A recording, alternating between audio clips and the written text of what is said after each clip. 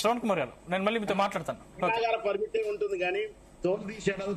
Okay Shravan Kumar గారు, okay మళ్ళీ మీతో మాట్లాడతాను. జితేంద్ర గారిని మళ్ళీ మీ దగ్గరికి వస్తాను. ఒకసారి మీ దగ్గరికి వచ్చే ముందు ఒకసారి స్వాతి గారి దగ్గరికి వెళ్దాం. స్వాతి గారు, గుడ్ మార్నింగ్.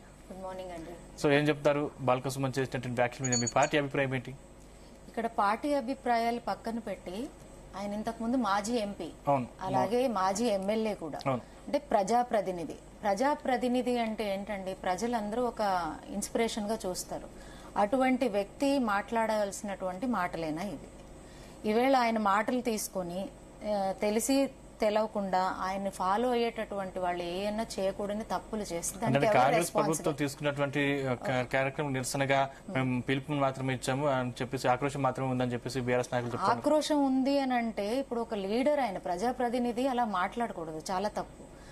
నేను అనేది అదే, ఇప్పుడు చేయకూడని ఒక ఆయన ఫాలోవర్స్ ఎవరైనా చేయకూడని తప్పులు ఏమైనా చేస్తే అవన్నీ గవర్నమెంట్ కి సంబంధించినటువంటి ప్రభుత్వ భవనాలు, వాటికి ఏమైనా ఇబ్బంది అయితే ఎవరు రెస్పాన్సిబుల్? అది ప్రజలకి సంబంధించినటువంటి ప్రాపర్టీస్, గవర్నమెంట్ కి సంబంధించినటువంటి ప్రాపర్టీస్. కొన్ని లక్షల మంది సింగరేణిలో ఈవేళ పనిచేస్తున్నారు, వాళ్ళందరి జీవనోపాధి, అది ఎఫెక్ట్ అవుతుందా లేదా?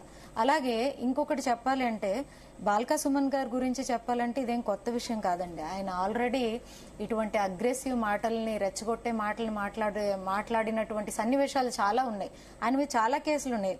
మీకు ఎగ్జాంపుల్ చెప్తాను.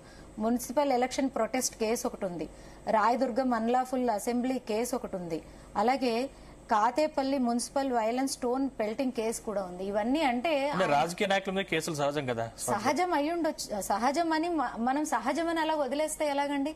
రాజకీయ నాయకులే ఇలాంటి పనులు చేసి కేసులకి గురి అవుతూ ఉంటే మరి సామాన్య ప్రజలు వాళ్ళ నుంచి ఎలాంటి బిహేవియర్స్ ని నేర్చుకుంటున్నారు? మీరు రాజకీయ నాయకులుగా ఎందుకు వచ్చారు? ఎందుకు ప్రతినిధులు అయ్యారు? మీరు ఒక ప్రాంతానికి ప్రతినిధులు అయ్యారంటే ప్రాంతంలో ఉండేటటువంటి ఇబ్బందుల్ని, సమస్యల్ని సరిచేయాలి, ప్రజలకి అండగా నిలుచోవాలనే కదా.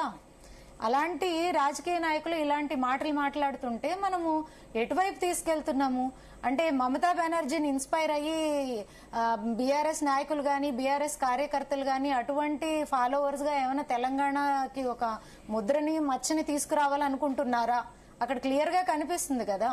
సో ఇవి ఆలోచించి మాట్లాడాలి. మేమెవరినో మా బిహేవియర్ సరే, మీకు నచ్చినట్టు మాట్లాడతాము, నచ్చినట్టు ఉంటామంటే మీ ఇంటి వరకు ఉంచుకోవాలి. అది ప్రజానాయకులుగా వచ్చి ప్రజల్లో మాట్లాడేటటువంటి పరిస్థితి కరెక్ట్ కాదు కదా. ఇది ఆలోచించుకోవాలి. అది ఏ పార్టీ అయినా అవనివ్వండి, ఏ నాయకులన్నా అవనివ్వండి.